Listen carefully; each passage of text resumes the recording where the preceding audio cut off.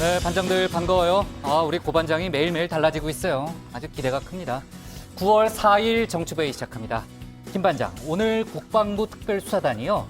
그 기무사 관련해서 첫 번째 구속영장을 청구했다고요? 네, 이 소강원 전 기무사 참모장에 대해서 영장을 청구했고요. 아직도 현역이죠?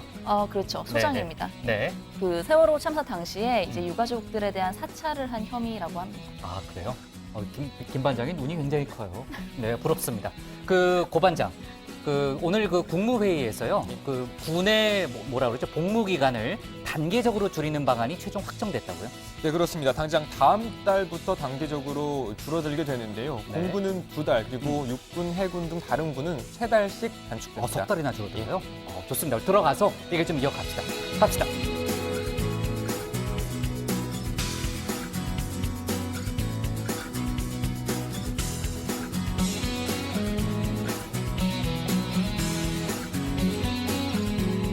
네, 반장들 자리에 앉았으면 정치부회의를 시작하겠습니다. 문재인 대통령이 조금 전인 오후 4시 외교안보 장관 회의를 소집했습니다. 내일 대북 특사단이 평양에 가잖아요. 그 방북 관련해서 논의를 하기 위해서 긴급 회의를 소집했고요. 이번 특사단에 포함된 정의용 국가안보실장 등 5명, 또 강경화, 조명균, 송영무 장관, 임종석 비서실장 등이 참석했습니다. 글쎄요, 한 5시 정도에 정의용 실장이 회의 내용을 브리핑하지 않겠느냐라는 예상도 있었는데 회의가 끝나는 대로 정의용 실장이 아마 오늘 회의 내용을 기자들한테 설명을 할 걸로 보이고요. 저희 회의 도중에 속보가 나올 게 확실시되고 있습니다. 그러니까 그 청와대에서 소식이 들어오면요, 저희가 바로 속보를 전하는 걸로 하겠습니다. 그나저나 어제 이제 고반장이 그 특사단에 대해서도 얘기를 했지만요, 정의용 실장을 수석 대표로 하는 대북 특사단이 내일 오전 공군 2호기죠, 고반장. 공군 2호기를 이용해서 서울공항을 출발하고요. 당일 저녁 귀환합니다. 정치부회의 시간에 맞춰서 올지는 모르겠어요. 아무튼 내일 저녁에 귀환할 예정이고요. 일단은 남북 정상회담의 일정과 의제를 확정하는 게 주 과제고 북미 간 비핵화 견해차를 좁히는 데도 주력할 걸로 보입니다. 혹시 정의용 실장이 잠시 후에 브리핑에서 어떤 의제를 논의할지에 대해서 설명을 할지 모르겠습니다. 그거는 지켜보는 걸로 하고요. 김정은 북한 국무위원장과의 면담에 대해서는 아직 예단하기 어려운 그런 상황인데 통일부가 오늘 오전에 밝힌 내용을 보니까요. 1차 방북 때 면담 선례가 있다는 것만 말씀드리겠다라는 그 얘기였고요. 하여간 기대감이 크다는 점을 드러냈습니다. 저는 개인적으로는 김정은 위원장이 특사단과 만날 가능성을 90% 이상으로 보고 있습니다. 그리고요. 지금 북미 교착 상태잖아요. 김정은 위원장이 직접 심경을 토로할 가능성, 직접 북미 간의 교착 문제에 대해서 그럴 가능성이 높다고 보고 있습니다. 최근 폼페이오 미 국무장관의 방북이 전격 취소되는 등 북미 간 후속 협상에 제동이 걸렸잖아요. 예. 그 이후에 김정은 위원장의 육성이 공개된 적은 없습니다. 관영 매체나 선전 매체를 통해서만 우회적인 또 간접적인 입장이 나왔기 때문에 이번 김정은 위원장의 육성 메시지가 어느 때보다 중요하다고 볼 수 있고요. 그 내용에 따라서 한반도 비핵화의 시간표가 정해진다. 이렇게도 볼 수 있습니다. 그 특사단이 내일 돌아오면은 당연히 기자회견을 통해서 그 내용을 밝힐 거고요. 그 이후에 미국의 입장도 나올 수 있겠죠. 자, 오늘 정치부회의는요. 먼저 최 반장 발제를 들어보면서 이해찬 민주당 대표의 교섭단체 대표 연설 등 오늘 정치권 뉴스부터 정리해보고요. 대북 특사단 파견을 비롯한 외교안보 소식을 이어서 다루겠습니다.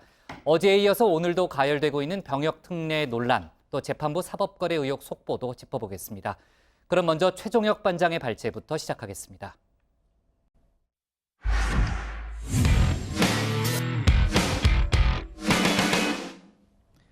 네, 조금 전에 얘기했던 대로 청와대에서 속보가 나오면 바로 전해드리는 걸로 하고요. 일단은 국회 얘기부터 가겠습니다. 2018년도 정기국회가 본격적으로 닻을 올린 가운데 오늘 민주당 이해찬 대표 교섭단체 대표 연설에 나섰습니다. 민주당은 여야 상생과 협치 얘기를 제안했다고 평가했지만은 야당은 청와대와 민주당의 독선을 보여줬다고 혹평했습니다. 또 문재인 정부의 경제정책 기조를 놓고 야권의 비판 수위도 나날이 높아지고 있는데요. 오늘 최 반장 발제에서는 이해찬 대표의 연설, 또 오늘 정치권 상황을 자세히 짚어보겠습니다. 네, 민주당 이해찬 대표가 교섭단체 대표 연설에 나선 건 2012년 민주통합당 대표 시절 이후 6년 만입니다. 네, 야당에서 여당으로 또 제2당에서 제1당 대표로 위상이 바뀌었죠. 네, 그래서였을까요? 그동안 민주당 20년 집권론을 내세운 이 대표는 오늘 구체적인 집권 플랜으로 5가지 과제를 제시했습니다. 경제, 민생, 그리고 적폐청산, 균형발전, 마지막으로 한반도 평화였습니다. 이 가운데 핵심은 경제라고 했고요. 그리고 가장 어려운 건 민생이라고 했습니다. 이 민생을 해결하기 위해 사회적 대타협을 제시했습니다. 사회적 대타협만이 국민에게 희망을 줄 수 있고 서민 경제의 활력을 일으킬 수 있습니다. 전 국가적인 연대의 힘으로 전환기의 어려움을 이겨내야 합니다. 자, 이렇게 사회적 대타협을 강조한 만큼 국회에서도 여야의 대화, 또 협치가 이루어져야 할 텐데요. 대화의 모습은 오늘도 찾기 어려웠습니다. 이해찬 대표가 핵심 과제라고 한 경제, 소득 주도 성장론으로 대표되는 문재인 정부의 경제 기조에 대한 야권의 비판은 나날이 강도가 높아지고 있습니다. 잘못된 신념 이런 데 대해서 정부가 붙들려 있단 말이에요. 대통령이나 그다음에 청와대가 붙들려 있는데 여기서 빠져나와야 됩니다. 일종의 이것은 어떻게 보면요, 악마의 유혹이에요. 대한민국 경제를 위해서 절대로 태어나서는 안 될 괴물입니다. 그리고 엉터리 좌파 이념의 상징이고 민생 파탄의 주범이라고 규정합니다. 자, 소득주도 성장론을 악마의 유혹, 괴물이라고 했는데요. 또 어떤 비유가 나올까요? 자, 이해찬 대표는 이 같은 소득주도 성장론에 대한 야권의 총공세를 정면으로 반격했습니다. 소득주도 성장, 혁신성장, 공정경제로 이루어진 문재인 정부의 포용적 성장 모델은 대한민국 경제의 새로운 패러다임이 되어 국민소득 4만 달러 시대를 열게 할 것입니다. 자, 그러니까 야권이 비판하고 있는 이 소득 주도 성장을 통해서 1인당 국민소득 4만 달러의 시대로 나아가겠다는 겁니다. 그리고 장하성 청와대 정책실장 또한 당장 가시적인 성과는 드러나지 않고 있지만 소득 주도 성장의 효과가 조만간 나타날 것이라는 자신감을 내비쳤습니다. 다양한 형태의 정부가 직접 소득을 지원해주는 그걸로 장려 세제랄지 하는 것들이 또는 노인수당이랄지 아동수당이 그것도 이제 9월부터 집행이 되기 때문에 저는 이 소득 분배 개선 효과는 내년에는 분명히 나타난다고 봅니다. 자, 정책의 효과가 나타나기 위해선 시간이 필요하고 또 관련 정책들이 실행이 되면 국민들이 체감할 수 있다는 겁니다. 당장 자영업자들과 저소득층이 겪는 고통은 보완책을 함께 추진해 최소화하겠다는 게 민주당과 정부의 입장인데요. 자, 이에 대해서는 또 이런 비판이 나오고 있습니다. 아니 도대체 세월호 선장 같은 소리만 하는 이 장하성 실장이 경제 모르는 대통령을 벌거벗은 임금님으로 만들고 있는 거다. 네, 당정이 보완책으로 내세운 게 바로 상가 임대차 보호법으로 대표되는 각종 소상공인과 자영업자 지원 법안입니다. 문재인 대통령도 어제 민생 경제의 중요성을 강조하며 국회를 향해 법안 처리를 당부했는데요. 그러면서 여야 협치도 함께 당부했습니다. 국민은 국회가 민생과 경제에 활력을 넣어주길 바라고 있습니다. 민생과 경제에 대해서만큼은 진정한 협치를 기대해 봅니다. 입법부로서 국회의 존재 이유를 국민에게 보여주시길 바랍니다. 자, 이렇게 국회를 향해 협치를 당부한 문 대통령의 발언에 대해 바른미래당 이현주 의원은요, 박근혜 전 대통령과 판박이라고 했습니다. 이 박 전 대통령이 20대 국회 개원식에서 국회에 바라는 건 화합과 협치라고 한 것과 다를 바 없다는 건데요. 그러면서 이 의원은 대통령이 제왕 같은 입장에서 국회를 향해 무조건 협조하랄 게 아니라 설득해보고 안 되면 수정하고 타협해야 한다고 했습니다. 여야 협치 시험의 무대가 될 정기국회는 시작부터 엇박자를 내고 있습니다. 후반 기싸움에서 밀릴 경우 100일 내내 끌려다닐 수 있다고 판단한 듯 신경전이 치열한데요. 여야 3당 원내대표 회동은 무산이 됐고 어제 국회의장 개회사에서도 이런 모습이 연출이 됐습니다. 정기국회에서 4.27 판문점 선언에 대한 국회의 비준동의를 다뤄주시기를 바랍니다. 무엇보다도 국민의 72%가 국회의 비준동의에 대해 압도적으로 지지하며 찬성하고 있습니다. 국회의장에 취임하며 통일특보직을 신설했습니다. 자, 오늘도 마찬가지였는데요. 남북 관계와 문재인 정부의 대북 정책에 대한 비판, 그리고 대한민국 건국일을 두고 여전히 다른 여야의 시각도 다시 한 번 더 확인이 됐습니다. 불과 1년 전만 해도 한반도는 핵과 전쟁의 위협으로 불안감에 휩싸여 있었지만 문재인 정부는 새로운 평화를 만들어냈습니다. 내년이면 대한민국은 건국 100주년을 맞이합니다. 수많은 어려움과 갈등을 이겨내고 민주화 산업화를 이룬 자랑스러운 100년이었습니다. 자, 오늘 30분에 걸친 이 연설이 끝나고 박수갈채는 민주당 의석에서만 나왔습니다. 민주당 의원들이 길게 줄을 서서 이해찬 대표와 이렇게 악수를 나누는 사이에 야당 의원들은 순식간에 회의장을 빠져나갔습니다. 자, 내일은 자유한국당 김성태 원내대표의 교섭단체 대표 연설이 예정돼 있는데요. 또 어떤 모습이 펼쳐질지 주목이 됩니다. 자, 오늘 발제 이렇게 정리해 보겠습니다. 이해찬 20년 집권 플랜 제시, 야권은 소득 주도 성장론의 맹폭입니다.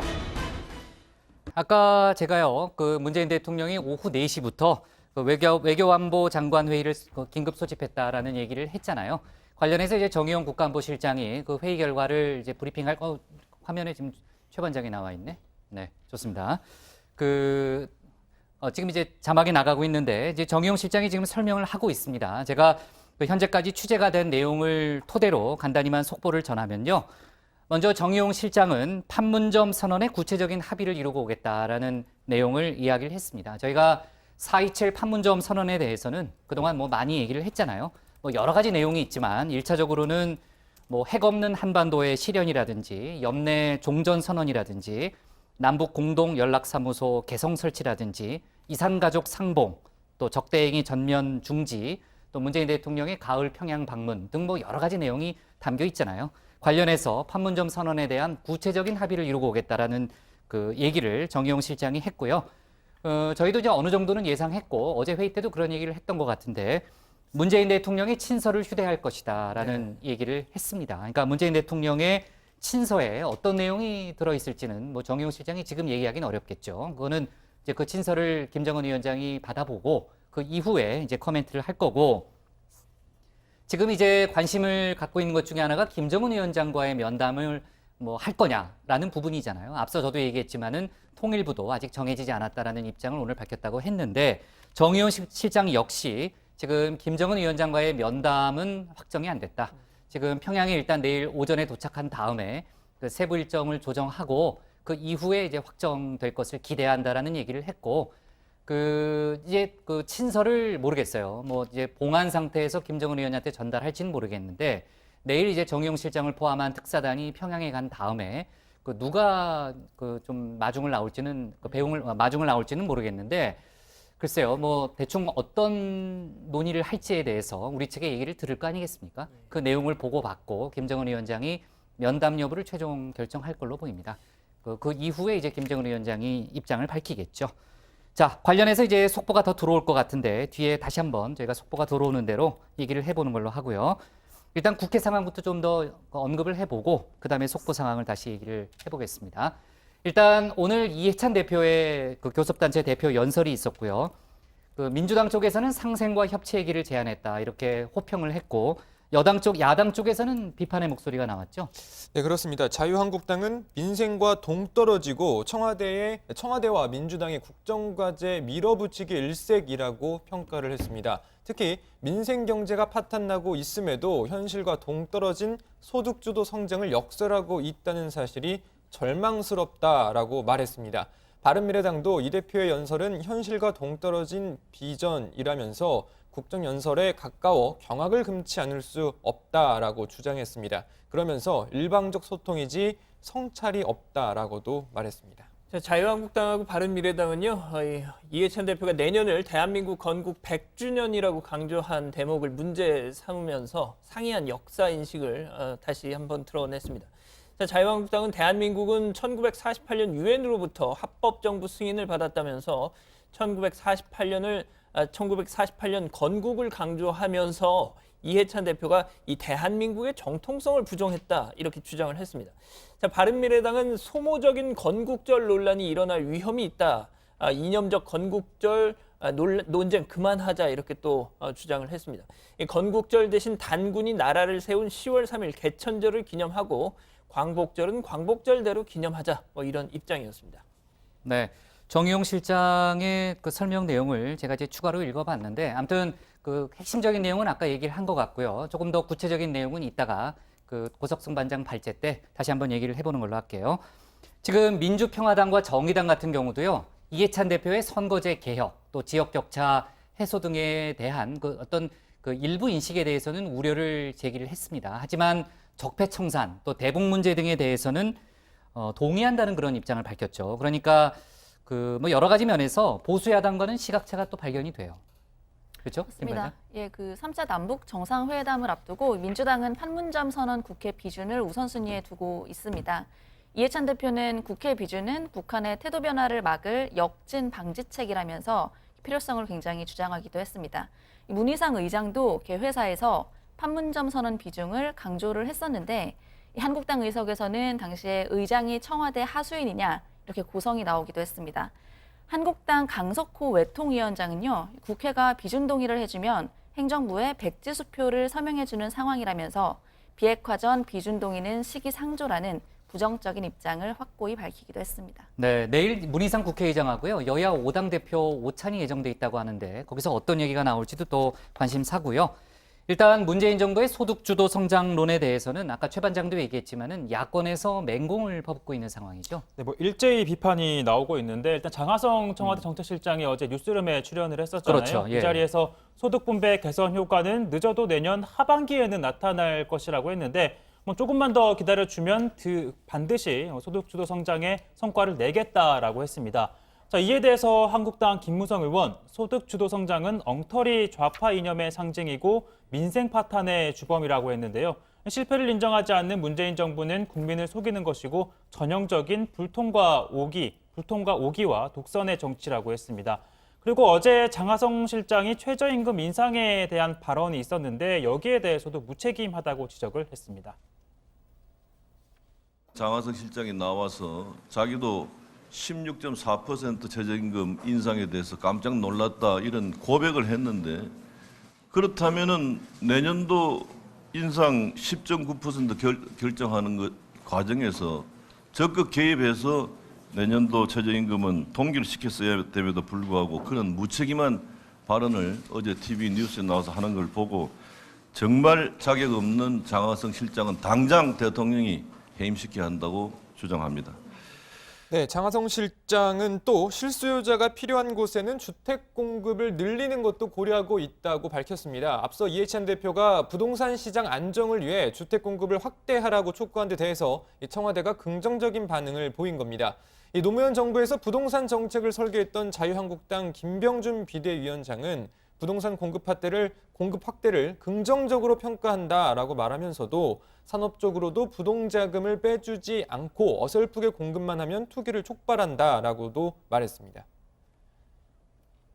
실질적으로 이것이 산업정책과 잘 연결이 안 되면 오히려 이 투기를 갖다 부추기는 수도 있기 때문에 굉장히 면밀히 단순히 공급 그러지 말고 산업정책까지를 포함해서 말하자면 산업적으로 돈이 흘러가는 것을 만드는 것까지 다 해서 고민을 해주셨으면 좋겠다. 자, 앞서 민주당에서 종부세 인상 카드를 꺼낸 데 이어서요. 그 이해찬 대표가 부동산 공급 확대에 대한 언급을 하는 등 그 여러 가지 이제 발언들을 보면요. 최근 부동산 시장의 과열 현상이 좀 심각하다 이렇게 보는 분위기죠. 그러니까 시장에서는 민주당에서 이 확대 정책을 내놓는 거에 대해서 상당히 좀 반색을 하고 있습니다. 민주당이 부동산 문제와 관련해서 소방수 역할을 자임하고 나선 거 아니냐 이런 평가인데요. 여당은 이 집값 폭등세 잡지 못하면 뭐 민심 말할 것도 없고요. 지지층마저도 등을 돌릴 수 있다 이런 점을 우려하고 있는 것 같습니다. 이 서울 아파트 평균 가격 지난달에 처음으로 7억 원 돌파했고요. 이 국토부의 서울 주택 가격 상승률 통계에 따르면 이 서울 집값 2014년 8월 이후 지난달까지 49개월 연속 올랐습니다. 기존 44개월 연속 상승을 보다 5달 늘어난 겁니다. 자, 강남권에서 만약에 이 기간 동안 집을 보유했다 10억 원 안팎의 시세 차익을 봤다고 하네요. 네, 이렇게 그 부동산 시장의 활황으로 주택 대출이 늘면서 시중은행의 가계대출 규모도 550조 원을 넘어섰다고 합니다. KB국민은행, 신한은행, 우리은행 등 5대 은행의 지난달 말 기준 가계대출 잔액이 552조 3천억 원으로 전달보다 4조 6천억 원 늘어난 건데요. 특히 이 주택담보대출이 크게 늘었습니다. 이 주택담보대출 잔액은 392조 2천억 원으로 전달보다 2조 8천억 원 늘어서 2년 만에 가장 큰 폭으로 증가했다고 합니다. 집값이 얼만큼 올랐는지 제가 좀 더 쉽게 설명을 좀 해드리자면 부장 혹시 요즘 로또 1등 당첨금 얼마인지 알고 계세요? 로또요? 예. 고반장 로또예요? 요즘 좀 이상행동이 혹시 그런 관계 있는 거 아니에요? 로또 하는 사람들 혹시 비하 발언 아니시죠? 아니 고반장 비하 발언이에요. 저희가 네, 고반장. 전 취미로 고반장 아주 개인에 대한 비하 발언. 취미로 아주 가끔 예. 취미로 아, 조금 그래요? 하고 있는데요. 저는 아주 네. 성실한 월급 노동자입니다. 아, 그렇죠. 예. 네. 자, 아무튼 올해 로또 1등 당첨금 평균액이요. 25억 3,800만 원 정도라고 합니다. 적은 돈 아니죠. 많은 돈인데요. 자, 압구정동의 H아파트 131제곱미터의 올해 3월 실거래가가 27억 9천만 원이라고 합니다. 즉, 요즘엔 로또 1등에 당첨돼도 강남의 고급 아파트 살 수 없다는 얘기입니다. 네, 이 당정은 이렇게 오르고 있는 집값을 잡기 위해서 추석 전에 1차적으로 수도권을 중심으로 한 부동산 공급 확대 방안을 발표할 예정입니다. 지난달 수도권 약 30여 곳에 30만 가구 이상의 주택을 공급하겠다고 밝힌 국토부가 이 공공택지로 활용할 수 있는 땅을 물색하고 있다고 하는데요. 서울 근교의 개발 제한 구역, 즉 그린벨트를 해제하는 방안이 거론이 되고 있습니다. 이를 통해 대규모 부지를 마련을 하고 여기에 공공주택뿐만 아니라 민간주택 분양도 포함하는 방안을 추진하고 있는 것으로 알려졌는데 일단 부지 확보를 위한 도심 재개발은 원칙적으로 불허하고 있는 방침인 만큼 이미 훼손된 그린벨트를 일부 해제하는 방식이 유력하게 거론이 되고 있습니다. 네, 자 국회 정치권 일반 얘기도 좀 다뤄볼게요. 김 반장, 지금 여야가 새 지도부를 구성을 했잖아요. 당직 인선에도 속도를 내고 있죠. 예, 맞습니다. 이 민주당이 사무총장에 3선의 윤호중 의원을 내정을 했습니다. 이해찬 대표와는 2012년에도 민주통합당 대표와 사무총장으로 인연을 이미 맺은 바가 있고요. 여가부 장관 후보자로 내정된 진선미 의원의 뒤를 이을 민주당 원내 수석 부대표에는 재선의 서영교 의원이 의원총회 인준을 거쳐서 임명됐습니다. 바른미래당 사무총장에는 재선의 오신환 의원이 임명됐고요. 손학규 당대표 비서실장은 초선 최이배 의원이 맡게 됐습니다. 이 손 대표가 지명하게 될 지명직 최고위원 두 자리는 아직 확정이 되지 않았다고 합니다. 네, 오신환 의원이 바른정당 출신이잖아요. 또 최이배 의원은 국민의당 출신이고요. 그러니까 손학규 대표가 어떻게 보면은 형평성을 고려했다 이렇게도 볼 수 있는데 다만 이제 현재 지도부 구성만 놓고 보면은 바른정당 출신이 수적으로 우위를 차지하고 있습니다. 그렇기 때문에 뭐 그런 점을 비춰봤을 때는 민주당과의 연정이 쉽지는 않다 뭐 이런 예상도 많이 있더라고요. 예, 뭐 지도부에 입성한 최고위원들 면면을 보면요, 하태경, 이준석, 권은희 최고위원 모두 바른정당 출신 아닙니까? 새 후보의 그 득표율 합계를 보니까 42%입니다. 손 대표의 27%보다 높습니다.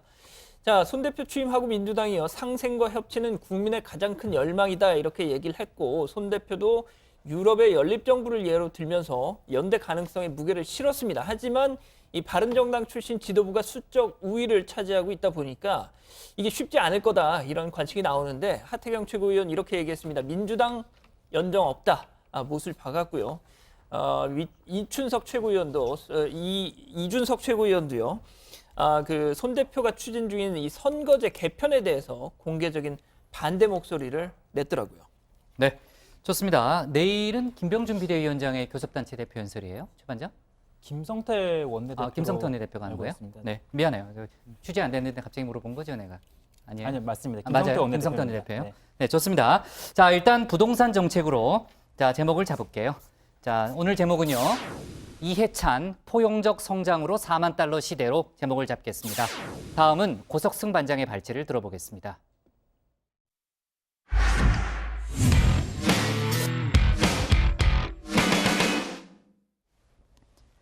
대북 특사단의 방북이 이제 하루 앞으로 다가왔습니다. 당일치기 방북이지만 한반도 정세에 미칠 영향은 그 어느 때보다 클 것으로 보입니다. 조금 전에 제가 속보로 전했지만요. 내일 정의용 국가안보실장은 문재인 대통령의 친서를 휴대하고 평양에 가게 되죠. 김정은 위원장과의 면담 여부는 아직 확정되지 않았습니다. 오늘 고반장 발제에서는 외교안보 이슈를 자세히 다뤄보겠습니다. 네, 대북 특사단 방북 이제 하루 앞으로 다가왔습니다. 한반도의 운명을 가를 9월 그 시작을 특사단 방북으로 열게 됩니다. 문재인 대통령 조금 전인 오후 4시 외교안보 관계장관 회의를 소집해서 특사단의 방북 관련 대책을 논의했습니다. 자, 특사단 방북과 관련해 국내뿐만 아니라 미국, 중국 등 해외에서도 큰 관심을 보이고 있습니다. 자, 일단 국내 정치권 기대와 우려의 목소리가 동시에 나왔습니다. 체제를 유지하는 하나의 그 기본 바탕으로 삼고 있는데 거기에 비해서 우리가 너무 순진하게 접근하는 그런 측면이 있지 않나 자꾸 걱정이 됩니다. 특사가 평양에 갑니다. 반전의 계기를 마련할 수 있기를 기대합니다. 핵심은 석 달 전 6.12 북미 합의 정신으로 돌아가는 것입니다. 이와 관련해서 판문점 선언에 대한 국회 비준 동의를 즉각적으로 추진해야 합니다. 네, 미국 반응은 어떨까요? 특사단의 이번 방북이 중요하다는 데에는 대부분 동의하지만 방북 결과 전망에선 의견이 조금씩 엇갈렸습니다. 특사단은 핵심 사안인 비핵화를 위해 어떤 조치가 필요한지에 대해 북한을 이해시켜야 합니다. 다만 행동 대 행동 원칙이 적용돼야 하며 북한이 기대하는 것은 종전선언 채택으로 이에 대한 논의도 진행돼야 합니다. 한국은 한국과의 관계 개선을 가속하려는 북한과 비핵화를 이룰 때까지 대북 최대 압박을 유지하겠다는 미국 사이에 끼어 어려운 처지입니다. 그렇게 되지 않기를 바라지만 워싱턴과 서울의 관계 악화를 초래할 수 있습니다. 네, 갈루치 전 특사와 달리 마크 피츠패트릭 전 국무부 부차관보는 이번 특사단 방북은 교착 상태에 빠진 북미 대화를 다시 정상 궤도에 올려놓기 위한 것이라는 긍정적인 전망을 내놨습니다. 자, 어제 말씀드렸던 특사단의 가장 중요한 목적, 남북 정상회담 일정을 확정짓는 겁니다. 아직까지 구체적인 날짜나 기간은 발표되지 않고 있는데요. 오늘 한국일보 보도입니다. 우리 정부가 18일부터 20일 2박 3일 일정으로 정상회담을 열 것을 북한 측에 제안할 것이라고 보도했습니다. 같은 기간 서울 동대문 디자인 플라자를 프레스센터로 사용하기 위해 빌려놨다는 사실도 함께 전했습니다. 청와대는 일단 사실이 아니라고 밝혔습니다. 날짜는 확정되지 않았다. 내일 이후 공개될 예정이다. 동대문 디자인 플라자는 프레스센터 대상 후보 장소 중 하나일 뿐이며 회담 일정에 따라 킨텍스 등 다른 장소에 프레스센터를 설치할 수 있도록 여러 장소를 물색 중이다. 이렇게 밝혔습니다. 자, 청와대의 설명대로 아직 확정은 되지 않았지만 현재까지 18일이 가장 유력한 건 사실입니다. 다만 1박 2일 일정이 될지 2박 3일 일정이 될지는 북한과의 협의가 필요한 상황입니다. 청와대가 밝힌 대로 내일이면 정상회담 일정이 공개될 것으로 보입니다. 자, 이쯤에서 정상회담 일정 예측 관전 포인트 하나 알려드립니다. 우선 화면부터 보시죠. 9월 9일은 이 북한의 정권 수립 기념일인 구구절입니다. 18일엔 이 대망의 남북미 정상이 모일지도 모르는 유엔 총회가 예정되어 있죠. 그렇다면 가능성은 11일부터 17일까지 사이인데 러시아의 푸틴 대통령이 심혈을 기울인 동방 경제 포럼이 11일부터 13일까지 또 예정이 되어 있습니다. 그래서 신반장이 아예 3차 정상회담 9월 14일 또는 15일에 열리지 않을까 한번 걸어보겠습니다. 네, 그렇습니다. 신반장 남북 정상회담 일정도 이렇게 예측했습니다. 참고로 신반장의 폼페이오 방북 예측 틀렸다는 사실 지난번에 말씀드린 바 있습니다. 과연 이번엔 신반장의 예측이 맞을 것인가 한번 지켜보도록 하죠. 자, 덧붙여서 또 한 번 안내해드립니다. 적절한 내기는 오락이지만 과도한 내기나 도박, 패가 망신의 지름길입니다. 한국도박문제관리센터 상담전화 국번 없이 1336입니다. 24시간 통화가 가능합니다. 신반장이 오늘 방송 안 봤으면 좋겠습니다. 자, 아무튼 아직까지 북한은 특사단의 방북 관련해서 공식적인 언급 내놓지 않고 있습니다. 다만 오늘 북한 노동신문에 주목할 만한 글이 하나 실렸습니다. 조선반도를 바라보는 미국의 눈빛과 표정은 어둡고 이질어져 있으며 북남 관계를 대하는 태도에서는 쌀쌀한 기운이 풍기고 있다. 북남 사이에 진행되는 각이한 협력 사업들에 대해 심기불편한 소리들이 태평양 너머로부터 연일 날아오고 있다. 북남 관계가 열릴수록 미국의 앞길이 트이고 다른 민족의 일이 잘 될수록 미국의 일도 잘 된다는 것을 깨달아야 한다. 네, 개인 필명의 논평에서 미국을 비판한 건데요. 남북관계 개선을 방해하지 말라. 남북관계가 잘 되는 게 미국에게도 좋다. 이런 내용입니다. 중요한 건 미국을 비판하긴 했지만 북한 언론 특유의 막말 비난은 하지 않았다는 겁니다. 수위를 조절한 거죠. 자, 비판은 하되 최대한 자극하지 않으면서 태도 변화를 촉구한 모양새입니다. 또 남북 협력을 강조했다는 것도 특사단 방북의 청신호일 수 있다는 분석입니다.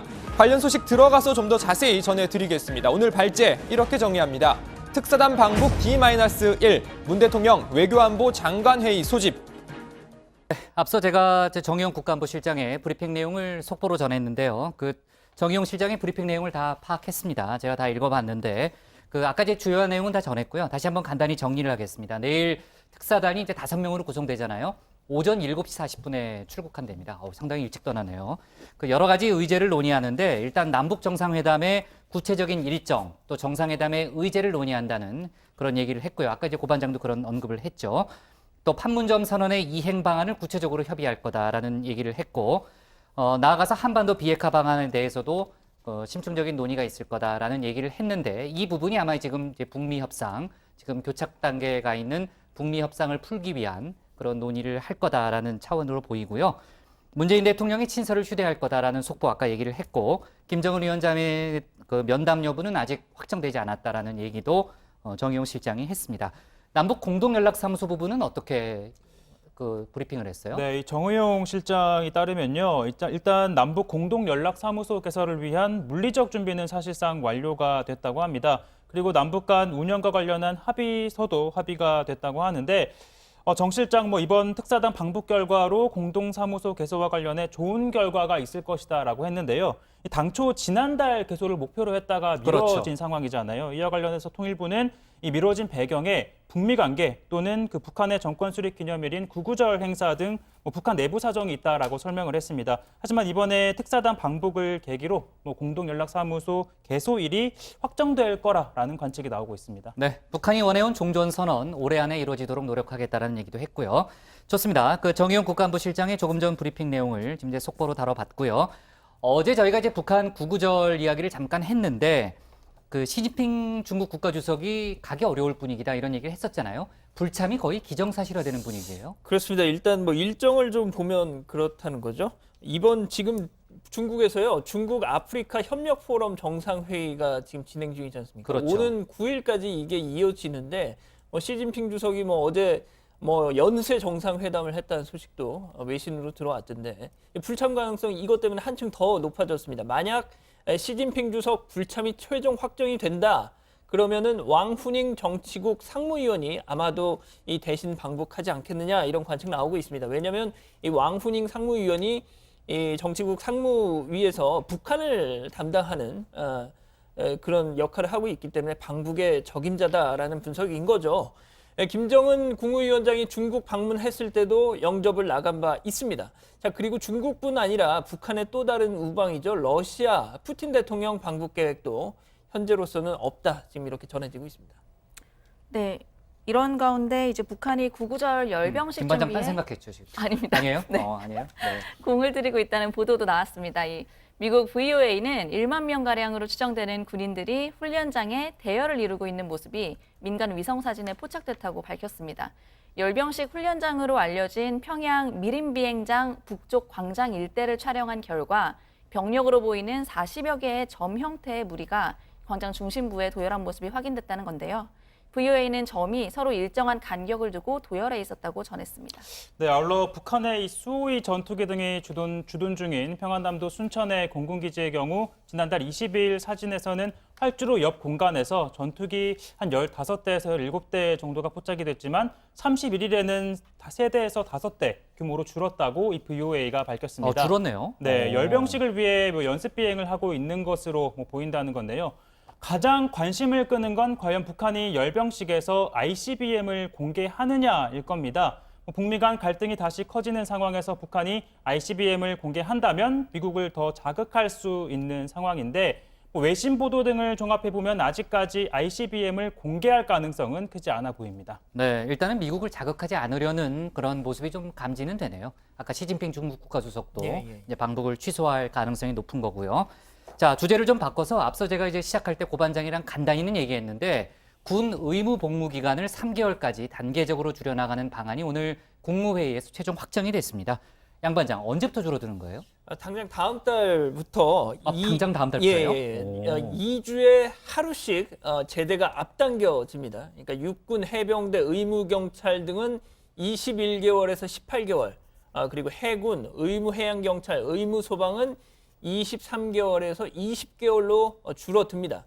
상근 예비역, 사회복무요원, 산업기능요원도 3개월 단축 적용받습니다. 다만 이 공군 같은 경우는요, 지난 2004년에 이미 한 달이 줄었기 때문에 24개월에서 22개월로 2달만 줍니다. 네, 이 육군을 기준으로 보면 지난 2017년 1월 3일 입대자부터 군 생활이 줄어드는 겁니다. 원래 다음 달 2일에 전역을 앞두고 있지만 하루 먼저 집에 돌아가게 되는 거죠. 입대 시기에 따른 단축 일수 그리고 정확한 전역 날짜는 병무청 홈페이지에서 확인이 가능하다고 합니다. 야, 정말 육군 기준 18개월이요? 야, 진짜 상전벽해네요. 저는 30개월이었는데 제가 이제 그때 문무대라고 있어가지고 이제 한 달 반 혜택을 받아서 28개월 반 했습니다. 네, 정말 반장들 딱 군대 갔다 왔죠? 네, 당연하죠. 네. 네. 근데 부담과는 좀 세대 차이가 있는 것 같은데 저는 그 대한민국을 지키는 가장 높은 힘, 이 공군을 나왔는데요. 그때 발주로 청소했다고 그랬잖아요. 네, 밝혔잖아요, 이미. 뭐 27개월이었는데 저도 복무 중에 15일이 단축이 돼서 26개월하고 딱 절반 복무를 그래요? 했습니다. 저도 복무 중에 조금 단축이 돼서요. 25개월 정도 복무를 25개월? 예, 저도 이제 26개월이었다가 25개월 정도 한 달이 줄었는데 저는 의무소방원으로 복무했는데요. 참고로 지난주 다정의 개건 멤버로 참여했었던 이서준 기자가 의무소방 입대 동기입니다. 손흥민 선수 닮은 이서준 기자요? 손반장. 손반장. 그 의무소방이라고 하는 게 조금 생소한데, 그러니까 공익근무요원 같은 거예요? 그러니까 그 공익근무요원이라는 이름은 이제 없어졌어. 없어졌구나. 사회복무요원이라고 없어졌다. 하잖아요. 맞아요. 예, 요즘에 제가 공익근무했거든요. 아, 그래요? 예, 저는 공익을 그렇게 생각 안 하는 것 같은데, 양 반장이 평소에. 제가 아무튼 28개월 현역이 26개월이었는데 공익이라는 이유로 2개월 더 해가지고 더 하는 거예요? 예, 28개월 했습니다. 아, 그래요? 예, 천호대교에서 그 과적 트럭. 아, 그래요? 되게 몰랐어요. 중요한 업무를 했네요. 중요한 업무 했네요. 되게 위험합니다. 목숨 걸고 해야 되는. 좋습니다. 자, 그리고요. 정말 군대 얘기는요. 시간을 계속 할 수 있어요. 특히 이제 군대에서 축구한 얘기까지 하면 한도 끝도 없죠. 좋습니다. 오늘 기사 제목 이렇게 잡을게요. 문 대통령 특사단 방북 앞두고 회의 소집으로 잡겠습니다. 다음은 양원보 반장의 발제를 들어보겠습니다.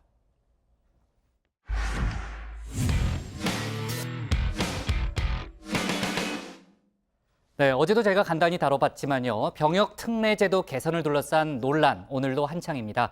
올림픽이나 아시안게임이 끝나고 나면 을에 나왔던 얘기긴 하죠. 하지만 이번 대회에서는 축구 대표팀과 야구 대표팀의 금메달 획득 과정이 워낙 극명하게 갈리면서 이런 논란이 더 커졌다는 분석이 나오고 있습니다.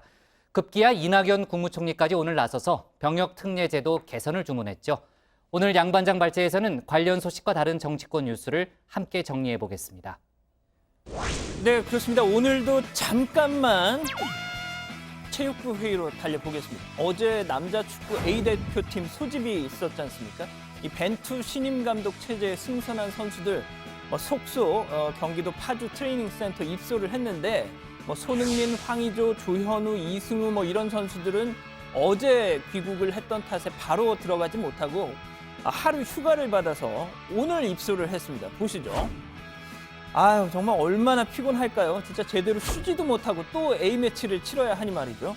자, 그래도 표정은 다들 좀 밝은 것 같습니다. 다들 캐리어에 짐을 가득 싣고 그렇게 왔는데, 자, 그런데 황의조 선수를 잘 보면요. 캐리어가 없이 그냥 지갑 하나 들고 왔습니다. 이 대표팀에서 속옷까지는 안 줄 것 같은데 그거 어떻게 하려고 저렇게 가볍게 하는지 모르겠네요. 그게 중요한 건 아니죠. 자, 이번에 이 대표팀의 소집 새롭게 발탁된 이 황인범 선수 아산 무궁화팀 소속으로 유일하게 군복무 중이었지 않습니까? 이렇게 교체될 때만 이렇게 거수경례하고요. 자, 그런데 진작부터 이런 얘기를 해서 동료들의 간담을 서늘케 했었죠. 만약 금메달 못 따면 여기 선수들 모두 제 후임이 되는 거 아닙니까?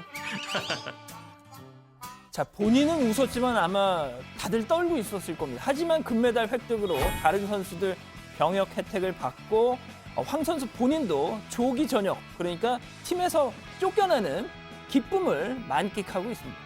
자, 그래도 유일하게 군 생활 경험했기 때문이었을까요? 손흥민 선수 SNS에 댓글을 하나 달았던데 그게 기사가 또 나오고 있더라고요. 자, 4주간 예쁨만 받겠네. 고생이란 걸 끝까지 모르겠네요. 했더군요. 자, 우즈벡, 이란, 일본 줄줄이 꺾고 금메달 차지한 대표팀. 또 얼마나 고생을 했는지 알기 때문에 국민들도 이런 농담을 그러려니 웃고 이해하고 있을 겁니다. 자, 그런데 금메달과 이 병역 혜택 딱 여기까지가 될지도 모르는 분위기가 형성이 되고 있습니다. 뭐 콕 집어서 얘기하긴 좀 그렇긴 하지만 야구 대표팀이 그런 분위기에 상당 부분 원인을 제공했다는 지적이 많죠. 야구 대표팀이 정말 강한 상대와 싸워서 어렵사리 이 금메달을 땄다면 모르겠는데 그러지도 않았고 또 병역 면제를 받으려고 일부러 입대를 늦췄다라고 비난받는 또 몇몇 선수. 자, 결국 이낙연 국무총리까지 나섰습니다. 이렇게 말이죠. 많은 논란이 따르고 있습니다. 여러 측면을 고려하며 국민의 지혜를 모아 가장 합리적인 개선 방안을 내기 바랍니다. 자, 일각에서는 어차피 저출산으로 병역 자원도 계속 줄고 자기들 유명해져서 돈 버는 건데 왜 병역까지 특혜를 주냐, 이참에 다 없애자 합니다. 하지만 또 다른 쪽에서는 젊었을 때 한때인 체육인들 특수성도 감안해야 한다면서 이렇게 고수 입장도 내놓고 있죠. 손흥민 선수가 열심히 유럽 프로리그에서 열심히 뛰고 선마을 가서라도 그렇게 자기의 재능을 가지고 지도를 하게 되면은 충분히 국민과 선수 모두에게 득이 되는 방식이 되지 않겠습니까? 자, 이거 뭐 정말 쉽지 않은 사안인데 이 문제에 대한 우리 정치부의 가족 여러분들 생각도 어떠신지요? 다음 생중계 댓글 그리고 유튜브 채팅창에 찬반 입장 한번 남겨주시면 몇 개 골라서 저희가 소개를 해드리겠습니다. 자, 이 얘기도 잠깐만 좀 전해드릴게요. 전설의 박치기왕 김일의 수제자였죠. 프로레슬러 이왕표 씨가 오늘 오전 암투병 끝에 별세를 했습니다. 향년 64세였다죠.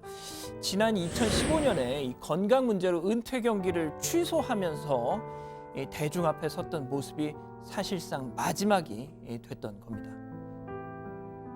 오늘 이 자리에서 멋진 시합으로 여러분께 보답을 했어야 되는데 지금 투영 중인 관계로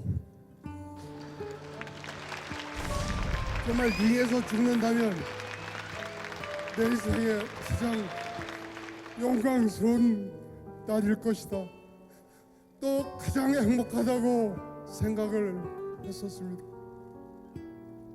그러나 오늘 이렇게 살아서 은퇴를 하게 됐습니다.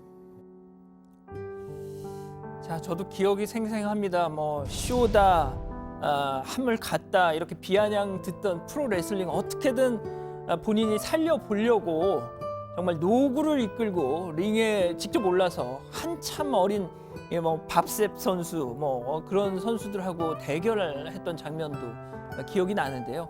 앞서 3번의 개복 수술을 견뎌가면서까지 암세포와 싸웠던 그였지만 끝내 이 고비를 넘지 못했던 겁니다. 고인의 영면을 기원합니다. 자, 분위기 바꿔서요. 다시 정치부 회의로 돌아와 보죠. 민주당 전당대회에서 아쉽게 3위로 당대표 낙선했던 김진표 의원. 자, 지난 전대 때 일이 화제가 되고 있는데요. 한번 보시죠. 자, 보시면요. 이해찬 당선자 비롯해서 당선자 또 낙선자 모두 꽃다발을 갖고 있는데 유독 김진표 의원만 빈손입니다. 약간 좀 머쓱하겠는데요. 자, 그러니까 저 보시죠. 자, 그러다 보니까 옆에 있는 송영길 의원이 보다 못했는지 옆에 서른 의원이 마침 꽃다발 2개를 들고 있는 겁니다. 형님 하나만 내놓으셔 하면서 김 의원 빈손을 채워줍니다. 야, 이거 훈훈하긴 한데 슬프기도 한 장면이죠. 왜 꽃다발을 사람 수에 맞춰서 준비하지 않았던 걸까요? 자, 민주당 당원들 사이에서 방금 보여드린 이 장면이 화제가 뒤늦게 됐나 봅니다. 그때부터 김진표 불쌍하다, 꽃 우리가 챙겨주자 하는 운동이 벌어졌나 보더라고요. 자, 보시죠.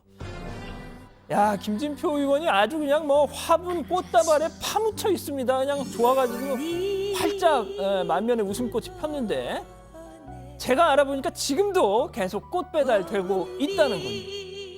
재밌습니다. 네, 오늘 준비한 소식은 여기까지.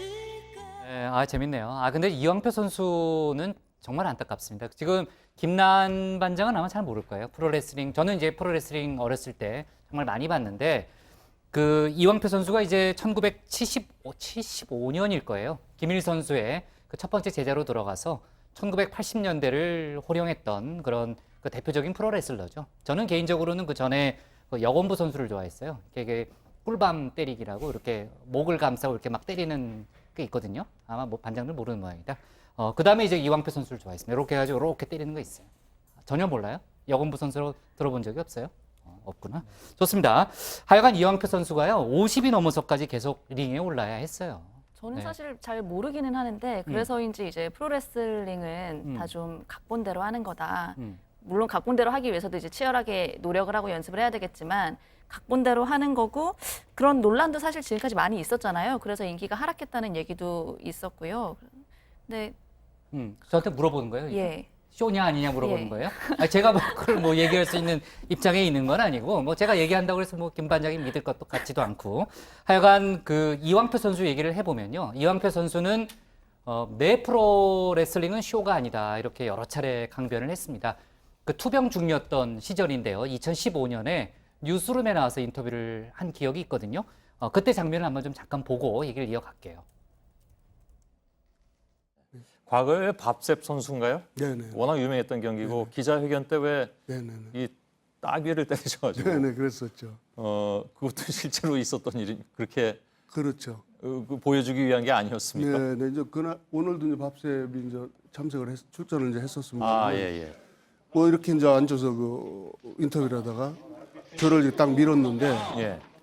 제가 이 밖으로 그냥 떨어졌습니다. 지금 장면이 나옵니다. 네네네. 예. 저거, 예. 그렇습니다. 그래서 이제 그 따귀를 일어나가지고 자존심 너무 상했습니다. 그래서 따귀를 때렸는데 너무 세게 때렸던 것 같아요. 진짜 화난 것 같은데요. 예, 그리고 눈이 이쪽 눈이 뻘개가지고. 예. 화는 어떻게 보면 제가 더 많이 났었을 겁니다. 예. 아니 그래서 기자회견장에 아무튼 저렇게 됐었던 기억이 납니다. 하여간. 네, 조금만 더 말씀을 드리면 이왕표 선수가 2013년 첫 번째 암 수술을 받았을 때 모든 장기를 기증하고 특히 눈은 개그맨 이동우에게 기증한다라고 밝힌 적이 있습니다. 아시다시피 이동우 씨는 2010년쯤 그때 그 희소병에 걸려서 시력을 잃었었는데요. 아무튼 그 사연이 다시금 뭐 잔잔한 감동을 낳고 있습니다. 네, 정말 감동적인 사연이네요. 정말 다시 한번 삼가 고인의 명복을 빌겠습니다. 자, 화제를 바꿔서요. 병역 특례 제도 문제에 대해서 어제도 저희가 얘기를 했고요. 오늘도 상당히 논란이 가중이 되고 있습니다. 당장 정치권 내에서도요. 서로 입장이 엇갈리는 그런 분위기죠.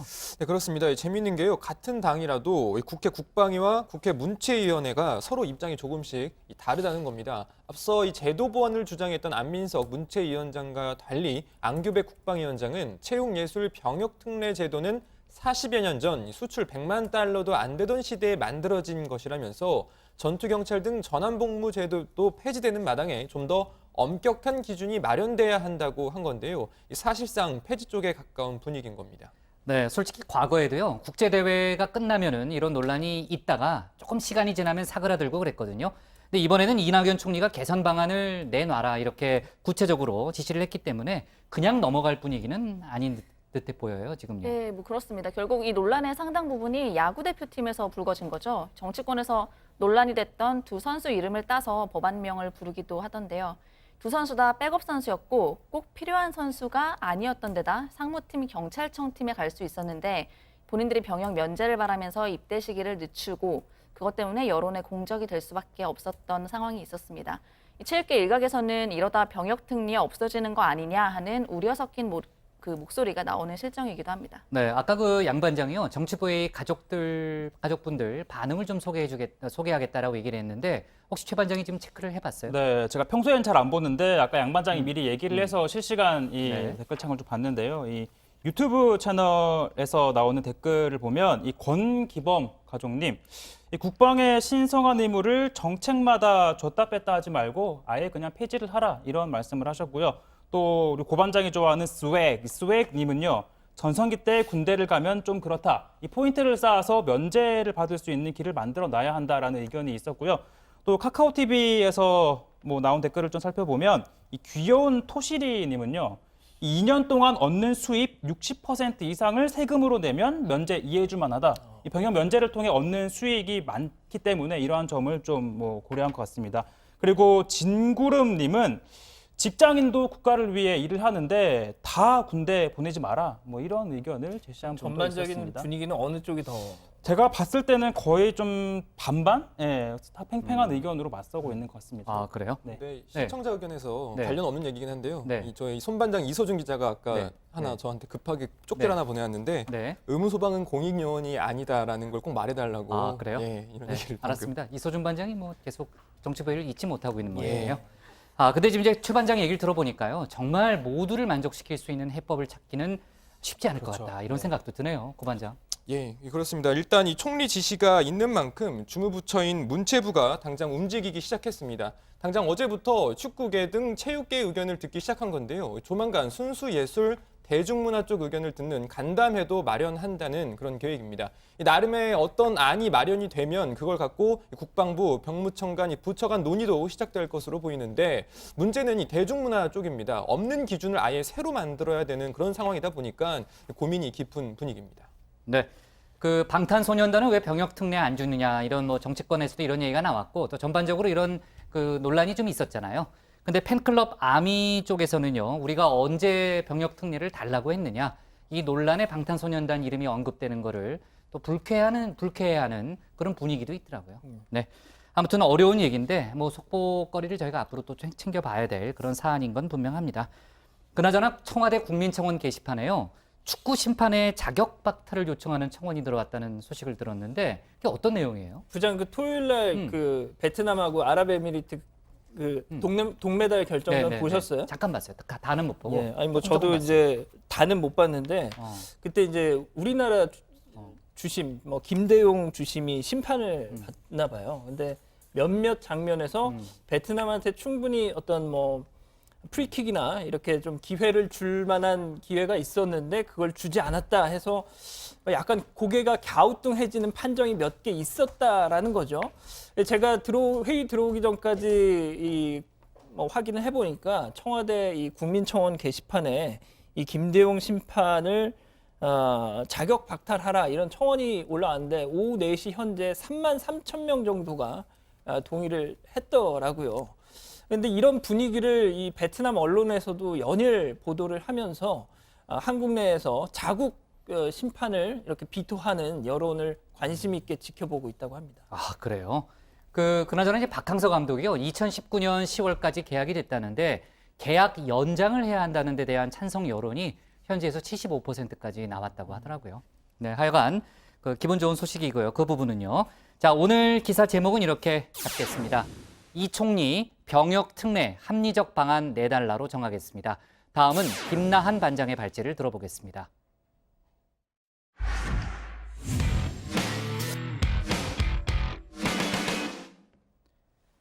오늘 국방부 특별수사단이 소강원 전 기무사 참모장에 대해서 구속영장을 청구했습니다. 소 전 참모장은 기무사 해체의 계기가 된 계엄령 문건, 또 세월호 민간인 사찰에 깊숙이 개입했다는 의혹을 받고 있죠. 오늘 청와대 발제에서는 기무사 관련 수사 내용, 또 사법부 재판거래 의혹 속보를 함께 짚어보겠습니다. 네, 이곳저곳에서 이른바 적폐청산 수사 소식이 들려오고 있습니다. 또 어쩔 수 없이 수사망은 윗선을 향해 좁혀지고 있는 것 같습니다. 자, 오늘 국방부 특별수사단이 육군 소장이죠. 소강원 전 기무사 참모장에 대한 구속영장을 청구했습니다. 소 전 참모장은 세월호 참사가 있었던 2014년 광주, 전남 지역을 관할하는 610 기무부대 부대장이면서 세월호 TF 요원이었습니다. 민간인인 유가족의 개인정보를 수집하는 등 사찰했다는 게 오늘 구속영장에 적용된 혐의죠. 소 전 참모장은 민간인 사찰뿐만 아니라 기무사의 계엄령 문건 작성까지 기무사의 해체 계기가 된 의혹들의 핵심 인물입니다. 그러다 보니까 지난 7월 16일이죠. 이 의혹들에 대한 군특수단의 공식 수사가 시작된 직후부터 집중 수사 대상이 됐고 구속영장이 청구된 첫 사례이기도 합니다. 그래서 소 전 참모장의 신병이 결정되면 수사 대상은 더 윗선이 될 수밖에 없다는 얘기가 나오고 있습니다. 이거는 장관께서 어떤 이중한 사항을 고려했을 때 이수령하고 계엄 관련해서 어떤 법적인 절차라든가 이런 걸 한번 검토해라고 지시하셨다. 한민국 국방부 장관으로부터 이런 문서를 만들어 보라는 지시를 조윤천 기무사령관이 받고 그 기무사령관이 우리 그 기무사 실무요원들에게 이런 문건을 작성해 봐라서 지시해서 작성되었다. 이렇게 들었는데 맞는가요? 예, 제 기억으로는 그렇습니다. 네, 정리하면 소 전 참모장의 윗선, 계엄령 문건의 경우 지금 미국에서 수사에 응하지 않고 있는 조현천 전 기무사령관이고 민간인 사찰 수사의 경우 이재수 당시 기무사령관입니다. 또 이들의 총책임자는 한민구 전 국방장관이었죠. 이번엔 서초동으로 가보겠습니다. 지난달 검찰은 정다주 울산지법 부장판사를 소환 조사했는데 박근혜 당시 대통령과 양승태 대법원장이 청와대에서 독대했다는 사실은 이미 전해드렸죠. 문고리 3인방 중 한 명인 정호성 비서관에게 전화를 걸어 독대 일정을 잡아달라 이렇게 요청을 했다고 합니다. 그리고 2달 뒤인 8월 6일 양승태, 박근혜의 독대가 이뤄집니다. 대법관 재청과 관련한 만남이었지만 상고법원 얘기도 나왔을 것으로 추정이 됩니다. 이 독대에 앞서 대법원은 정부 운영에 대한 사법부의 협력 사례를 정리한 문건을 만듭니다. 정 판사는 이런 문건들을 직접 작성한 혐의를 받고 있는 겁니다. 임종원 전 차장 지시로 혹시 문건 작성하셨습니까? 상세한 내용은 검사님 말씀드리는 것이 도리라고 생각합니다. 검찰에서 성실하게 조사받겠다며 들어간 정 판사, 임종원 전 차장의 이름이 나올까 다들 추측했는데 어제 오히려 더 높은 급의 박병대 전 대법관의 이름을 언급했다는 보도가 나왔습니다. 사법거래 의혹, 워낙 나오는 이름도 많아서 헷갈리실 겁니다. 그런데 박병대 대법관의 이름이 중요한 이유는 그가 양승태 대법원 시절, 특히 재판 거래가 가장 노골적으로 진행됐다는 2015년경에 대법관이자 법원 행정처장으로 명실상부 사법부의 2인자였기 때문입니다. 그런 박 전 대법관이 사법거래 문건을 만들라고 직접 지시했다면 그 배후에는 당연히 양승태 대법원장이 있었을 수밖에 없다고 검찰은 보고 있는 거죠. 이미 청와대 쪽에서는 김기춘 전 비서실장의 입을 통해 사법거래에 박근혜 전 대통령의 지시가 있었다는 진술이 나왔습니다. 하물며 재판을 무슨 흥정거리로 삼아서 재판의 방향을 왜곡하고 그걸로서 거래를 하고 그런 일은 꿈도 꿀 수 없는 생각할 수도 없는 일이고. 양승태 대법원장은 이렇게 강하게 부인했습니다. 하지만 필연적으로 검찰의 칼끝은 1인자들을 향하고 있습니다. 이 사법거래 의혹과 관련해서 검찰이 박근혜 전 대통령의 옥중 조사도 고려하고 있다는 얘기가 계속 나오고 있고요.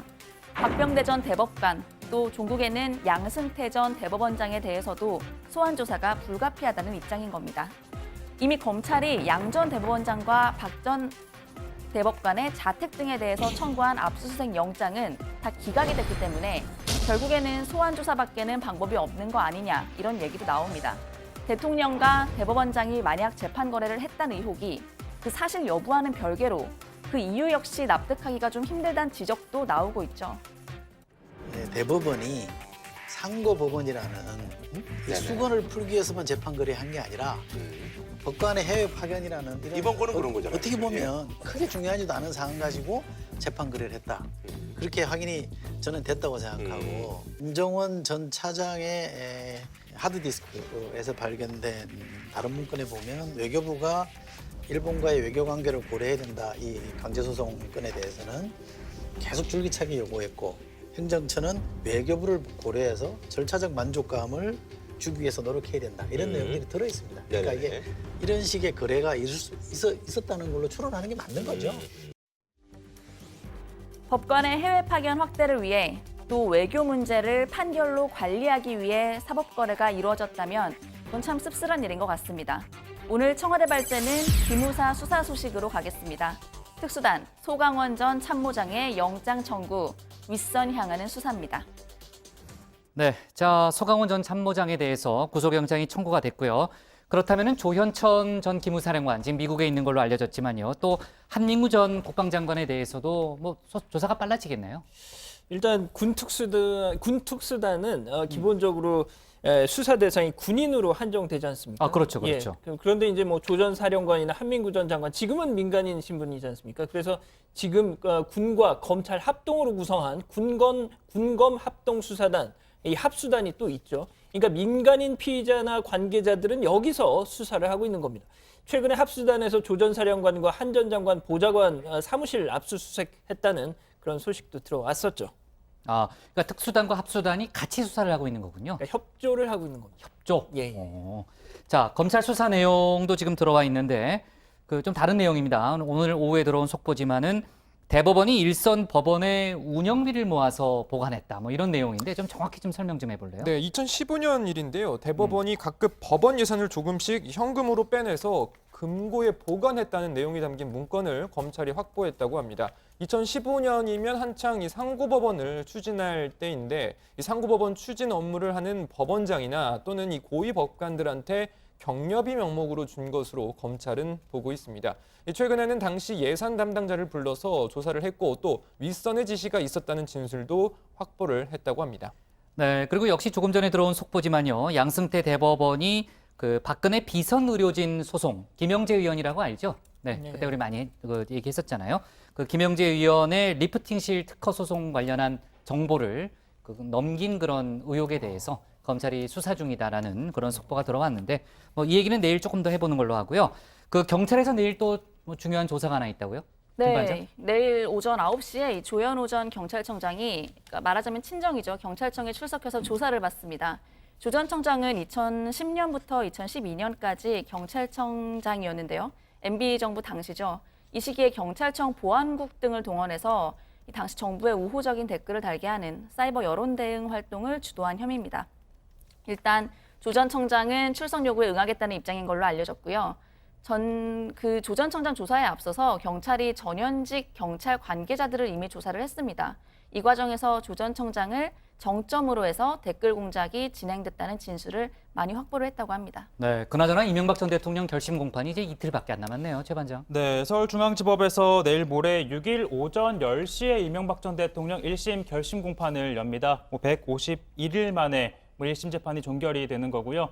이날 검찰의 구형도 이뤄집니다. 이 전 대통령이 받고 있는 혐의가 뇌물과 횡령 등 총 16개인데 검찰이 기소한 뇌물액이나 횡령 액수 자체도 각각 100억 원대를 넘기 때문에 검찰이 중형을 구형하리라는 건 거의 확실한 상황인데요. 그리고 오늘 이명박 전 대통령에 대한 피의자 신문이 있었는데 이 전 대통령이 검찰이 한 50여 분간에 이어진 질문에 전혀 일절 답을 하지 않았다고 합니다. 아, 그래요? 네, 진술을 거부하겠다고 했고 검찰도 이례적으로 이 전 대통령의 진술 거부를 수긍할 수 없다. 그의 태도를 기록으로 남겨달라라고 재판장에게 요구를 했습니다. 아, 그래요? 네. 그러면 혹시 또 그 모레 결심 공판이 또 연기되는 거 아니에요? 그렇진 않겠죠. 재판부가 얘기했으니까. 하여간 검찰이 중형을 구형할 거다라는 뭐 그런 예측은 지배적이더라고요. 자, 그 얘기는 뭐 다시 저희가 할 기회가 있을 테니까요. 오늘 청와대 발제는 이렇게 정리하겠습니다. 세월호 사찰 소강원 구속영장 청구로 제목을 잡겠습니다.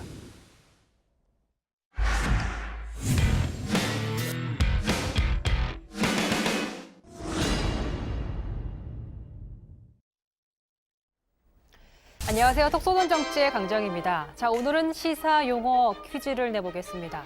다음 중에 술, 담배, 도박 같은 사회 부정적인 영향을 주는 것에 매기는 세금은 뭘까요? 사치세, 설탕세, 죄악세, 개세.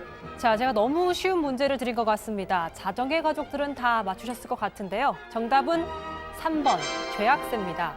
그리고 마지막 4번이 욕 아니냐고 하시는 분들 계실 것 같은데 마지막 개세는 모두 개의 세금세로 모든 국민은 세금을 납부할 의무가 있다는 의미의 국민 개세주의 할 때 그 개세입니다. 오해 없으시길 바라겠습니다. 자, 갑자기 왜 죄악세냐라고 하실 텐데요. 어제 한 기자 간담회에서 죄악세 이야기가 나왔기 때문입니다. 죄악세라고 하니까 요즘에 핫한 김앤장의 그 김동연 부총리가 꺼낸 이야기인가 하시는 분들도 있을 것 같습니다. 그런데 죄악세를 얘기한 사람은 바로 김용익 국민건강보험공단 이사장입니다. 술의 부담금을 매기는 사례가 많습니다. 최근 필리핀에서는 당분 함유량이 높은 사탕, 과자, 콜라 등에 세금을 부과하기 시작했죠. 술, 기타 위해식품에 대해 직접 보험료를 매기는 것은 불가능하지만 정부에서 죄악세를 결정할 수는 있습니다. 당초 한 언론이 술에도 담배처럼 건강증진 부담금을 부과하는 방안을 건보공단이 검토한다고 보도하면서 논란이 일었습니다. 공단 측은 검토한 적 없다고 선을 그었고 김 이사장도 주류 부담금을 매기는 방안에 대해 논의한 적 없고 건보 재정이 부족하거나 추가로 검토하는 부분은 없다고 강조했습니다. 하지만 주류의 건강증진 부담금을 부과하는 방안은 오래전부터 논란이 됐던 방안입니다. 담배는 현재 한 갑에 841원의 건강증진 부담금이 부과돼 있습니다. 흡연자가 병에 걸리면 치료 비용이 건보료에서 나가기 때문에 비흡연자의 부담이 커지죠. 그래서 부과되는 건데요. 마찬가지로 술도 음주 시 질병에 걸리기 쉽고 술을 마시지 않는 사람이 치료비를 부담하는 만큼 건강증진 부담금을 매겨야 한다는 주장이 제기된 겁니다. 반면에 이미 술에는 주세, 교육세, 부가가치세, 상당한 세금이 붙어 있는데 여기에 건강증진 부담금을 부과하게 되는 경우 무려 20% 이상 오르게 된다는 반발도 만만치 않습니다. 시민들의 반응도 역시 엇갈리고 있습니다. 병이 술의 원인이 될 수도 있겠지만은 술을 안 먹는 분들도 계시잖아요.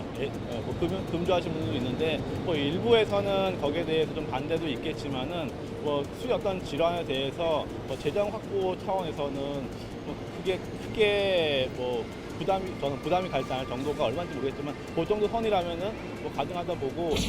지금 이렇게 소주병이나 이렇게 값을 올려버리면은 지금 계속해서 이야기 나온 게 아까처럼 이제 건보를 이렇게 이제 건보료가 국민 이제 기금 같은 것도 계속해서 낮아지는데 이게 결과적으로 보면은 증세 없는 복지를 한다고 처음에 약속하신 건데도 지금 이렇게 계속해서 세금을 올려버리면은 특히나 저희처럼 이제 서민이나 직장인 같은 경우에 월급은 제자리인데. 김용익 이사장이 사견임을 전제로 죄악세 이야기를 한 것이니 당장 공론화될 것 같지는 않습니다. 하지만 지난 정부에서 담배세를 인상했을 당시에 금연 효과를 노렸다고 했지만 결과적으로 세금을 올리려는 꼼수였다는 비난이 컸던 만큼 주류의 세금을 매기는 방안을 논의할 땐 더욱 신중한 검토가 필요해 보입니다.